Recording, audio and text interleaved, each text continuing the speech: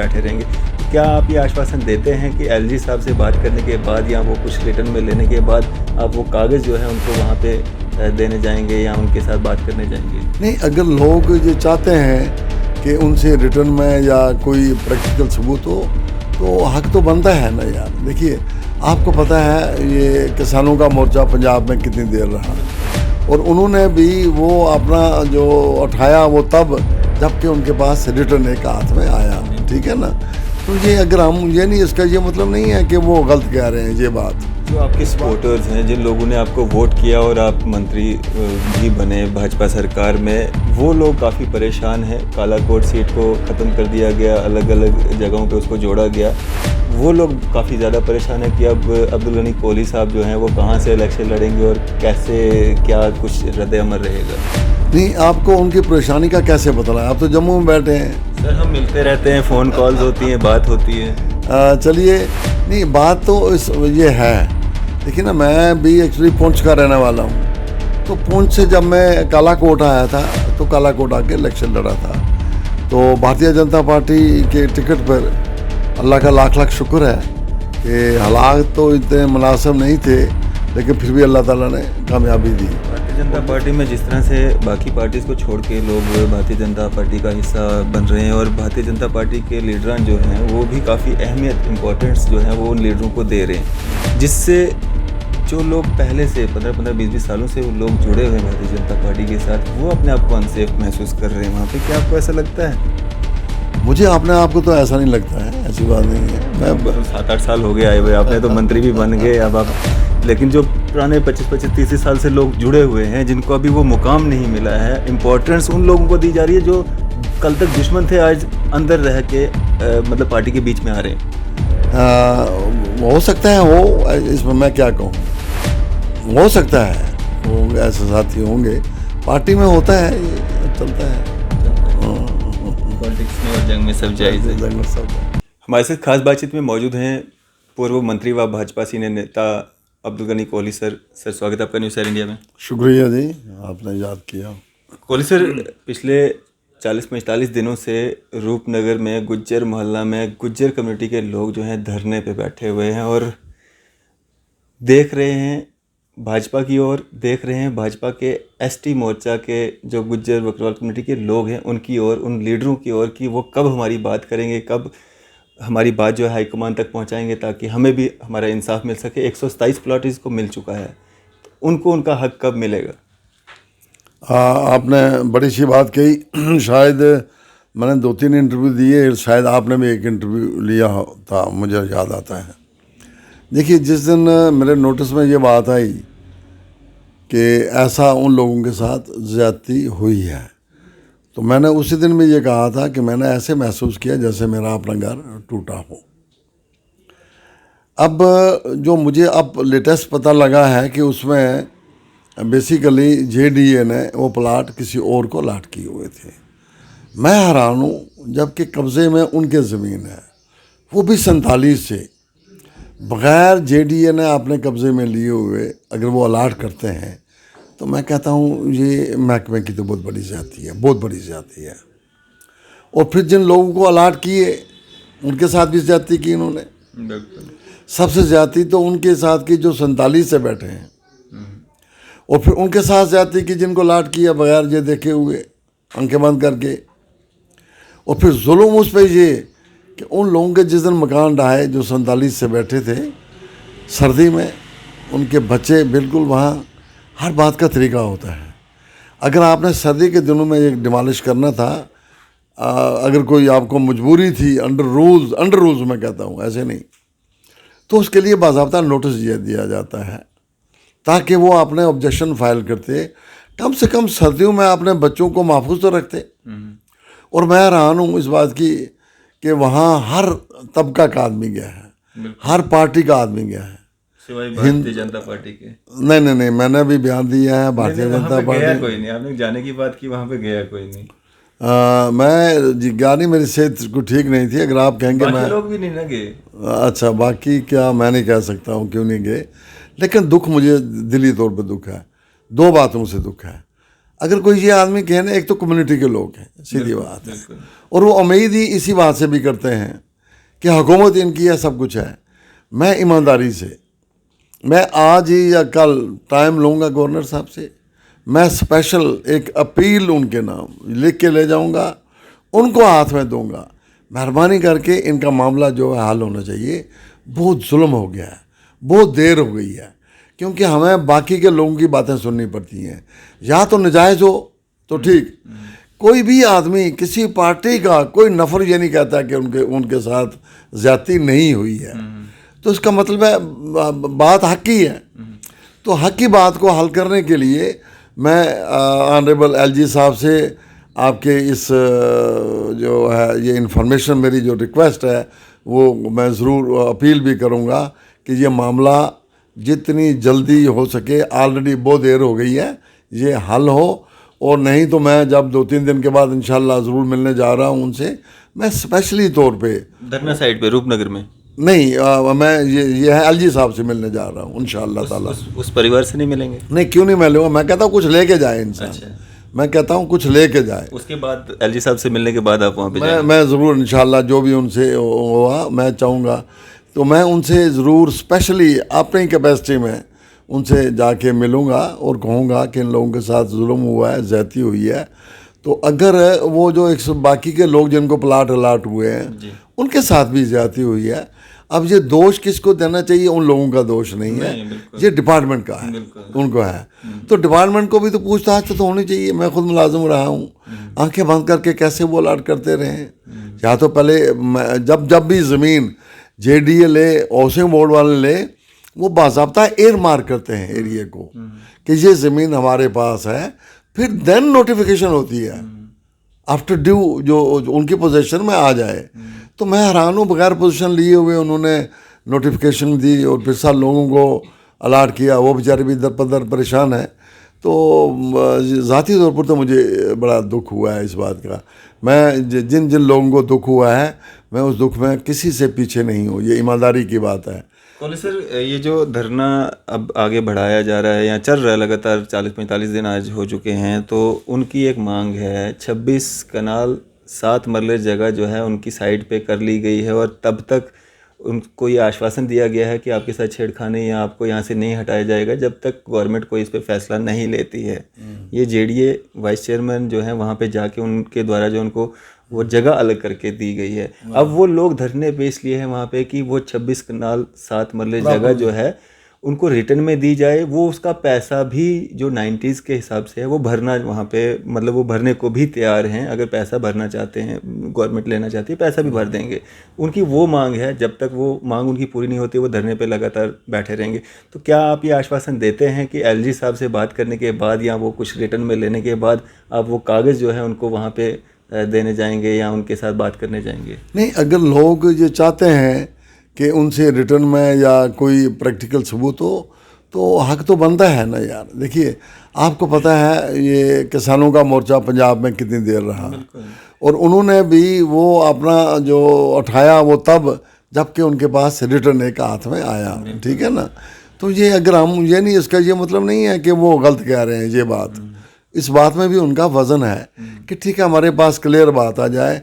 और फिर बड़ी अच्छी बात ये कही कि जो भी रेट्स होंगे उस वक्त वो देने के लिए तैयार हैं। ये तो बड़ी अच्छी बात है, उनका सोच भी अच्छी है।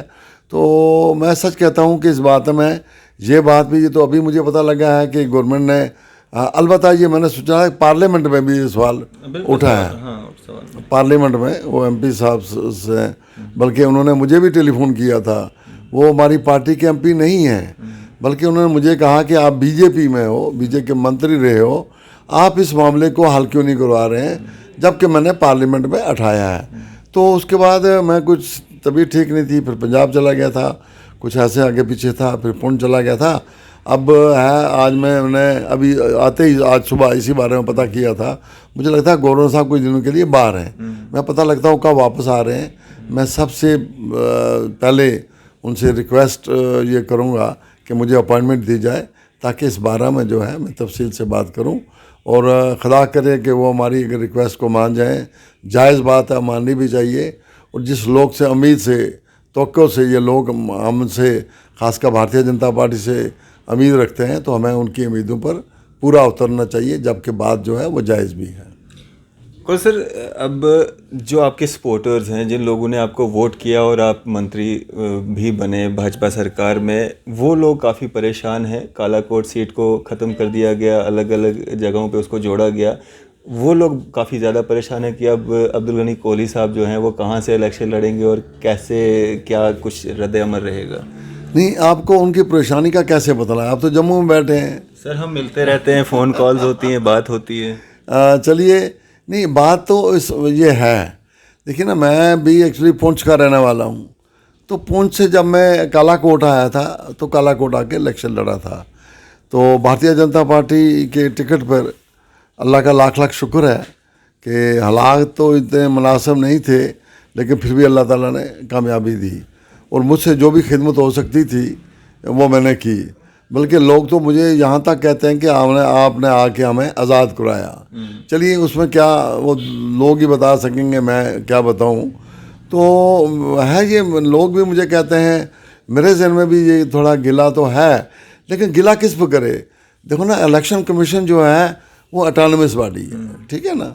तो ये उन्होंने किया, पार्टी को के जहन में तो सब बातें हैं, देखते हैं वो क्या। अपोजिशन वाले तो बोल रहे हैं सब कुछ भारतीय जनता पार्टी का किया धरा है। जितनी भी कॉन्स्टिट्यूंसीज काटी गई हैं, जितने भी कॉन्स्टिट्यूंसीज नई बनाई गई हैं, क्रिएट की गई हैं, सब भारतीय जनता पार्टी के ऑफिस में सब क्रिएट हुआ है। देखिए ना, मैं भी भारतीय जनता पार्टी का हूँ, कम से कम मुझे तो पता नहीं है कि ये हमारी भारतीय जनता पार्टी ने करवाया है। आपको नहीं पूछा गया? नहीं, मुझे क्या पूछा गया? जब मैं कैसे कहूँ कि भारतीय जनता पार्टी ने, बहुत सारी ऑडियोज वायरल हो रही हैं जिसमें पहले से ही पता चल चुका था कि कौन सी बाउंड्रीज कटनी है, क्या होना है। वो तो फिर उन्हीं से पूछिए जिनकी वो वीडियो वायरल है। उन्होंने तो माना कि ये हमारी ऑडियो है, लेकिन बात करने का क्या था वो अलग उन्होंने बताया, लेकिन ऑडियो उन्हीं की है, वो उन्होंने माना है। पता नहीं उन्होंने क्या जवाब दिया, वो जवाब बेहतर उन्होंने जवाब दिया होगा कि क्या उसका उन्होंने जवाब दिया, बेहतर वही आदमी। आपको नहीं पूछा गया? नहीं, मुझे क्या पूछेंगे। पार्टी, मेरे जहन में तो ये है कि ये इलेक्शन कमीशन जो अथॉरिटी है उन्होंने ये बनाया है। तो अब यह भारतीय जनता पार्टी, मुझे लगता है, इस बात का ख्याल रखेगी, तो मुझे उम्मीद है। फिर सुचेतगढ़ के जो भारतीय जनता पार्टी के लोग हैं, सपोर्टर हैं, वोटर हैं, वो क्यों भारतीय जनता पार्टी के ऑफिस के बाहर प्रोटेस्ट कर रहे थे जब ये भारतीय जनता पार्टी ने नहीं करवाया है? तो नहीं, प्रोटेस्ट इसलिए से कर रहे हैं ना कि उन किसी के जहन में यही बात जो आपके जहन में है वो आई होगी। सर, मेरे जहन में कुछ नहीं है, मैं एक पत्रकार हूँ, मैं लोगों के सवाल आप तक पहुँचा रहा हूँ। नहीं, जो सवाल आपको, मुझे पता है कि आपके जहन में सवाल किसी ने डाला होगा तभी पूछा होगा, लोग पूछते होंगे आपसे, तो इसी वजह से उनके भी पता लगा होगा। जैसे आपको लोगों ने पूछा, लोगों ने उनको भी कहा होगा, तो वो गए होंगे प्रोटेस्ट करने। मुझे लगता है वो भी जायज़ बात है कि उनकी जो हमारी वो बड़े पुराने हमारे वो नेता हैं भारतीय जनता पार्टी के, मैं तो जुम्मा 8 दिन हुआ आया हूँ, 5-8 साल से, वो तो बड़े पुराने हैं भारतीय जनता पार्टी के, और उन्होंने भारतीय जनता पार्टी की बड़ी खिदमत की है, बड़े मिनिस्टर रहे हैं। तो उन्होंने तो उस कंस्टिट्यूंसी को बड़ा सहनचा है, बड़ा संभाला है बड़े सालों से। और फिर मुझे मेरे नोटिस में ये भी आया है कि वो एक जाट कम्युनिटी के लिए, मेरा ख्याल नेशनल कॉन्फ्रेंस की हुकूमत थी, उन्होंने स्पेशल वो कॉन्स्टिट्यूंसी क्रिएट की थी, क्योंकि उन लोगों की नुमाइंदगी दायां बायां नहीं हो रही थी। That was a special created constituency. तो जब इस हद तक उन हुकूमतों ने किया है, तो मुझे नहीं लगता है कि हमारी पार्टी जो है वो बेवफाई कर सकती है हमारे जाट बरादरी के साथ। सर, आपकी भारतीय जनता पार्टी कहती है कि हम गुज्जर बकरवाल कम्युनिटी के हितैषी हैं, और पीर पंचाल एरिया को, जहां से पहले से ही गुज्जर बकरवाल कम्युनिटी के लोग जीत के आ रहे थे, वहां पे 5 सीटें जो हैं रिजर्व कर दी गई। वहीं अगर हम नगरोटा कॉन्स्टिट्यूंसी की बात करें, इंद्रवाल कॉन्स्टिट्यूंसी की बात करें, कठुआ सांबा में गुज्जर बकरवाल कम्युनिटी के लोग रहते हैं, वो सीटों की काफ़ी लोगों को उम्मीद थी और ज़रूरत भी थी वक्त के हिसाब से कि उन सीटों को रिज़र्व किया जाए ताकि यहाँ का गुज्जर जो है वो अपने आप को महफूज समझे। लेकिन उन सीटों को रिज़र्व किया गया जहाँ पे पहले से ही गुज्जर कम्युनिटी के लोग जीत के आ रहे हैं। ये कौन सी वफादारी है भारतीय जनता पार्टी की गुज्जर बकरवाल कम्युनिटी के साथ? नहीं, मैं ये आप जो फैसला सादर कर दिया है ना कि भारतीय जनता पार्टी ने ये किया है इलेक्शन कमीशन ने, सीधी बात है। मैं बताऊँ, मैं खुद सुरनकोट का हूँ। अब सुरनकोट में भी हद ये है, वहाँ मैक्सिमम एरिया जो है वो मैंडर का शामिल किया है, और मुझे बताया गया है कि वहाँ 1,88,000 जो है वो पॉपुलेशन जो इतनी नहीं होनी चाहिए थी, बाकी एरिया की पॉपुलेशन जो है वो कम है। तो पता नहीं उन्होंने किस बात ये सोच के किया, वो भी मुनासिब नहीं है। लोग जो भी मुझे मिले वो कहते हैं ये नामुनासिब हुआ है। तो अब पुंछ की जो सीट है मुझे लगता है वो ओपन करनी चाहिए थी उनको, प्रॉपर पुंछ की, ठीक है ना। तो कुछ सीटें यहाँ से अगर ओपन करते, वैली में देते, जहाँ हमें हमारे गुज्जर बकरवाल जो हैं वो ज़्यादा पसमानदे हैं। हाँ नहीं, ज़रूरत भी थी और ज़्यादा वो पसमानदा हैं। उनको हमें अपलिफ्टमेंट के लिए हमें पॉलिटिकली उनको एम्पावरमेंट ज़रूर करना चाहिए था ज़्यादा as compare to Jammu area. ये सही बात है। कोई साहब, अगर बात करें हम बीइंग अ मुस्लिम, अब तो वो भी आपके साथी बनने जा रहे हैं, मुश्ताक बुखारी साहब, जो कि नेशनल कॉन्फ्रेंस से नाता तोड़ के 40 साल का नाता तोड़ के फ़िलहाल तो आज़ादी हैं, लेकिन जिस तरह के मतलब जिस तरह से रविंदर राणा जी उनके घर पे जा रहे हैं, चाय पी रहे हैं और उनका वेलकम कर रहे हैं, उससे तो जाहिर है कि वो भारतीय जनता पार्टी में आएंगे।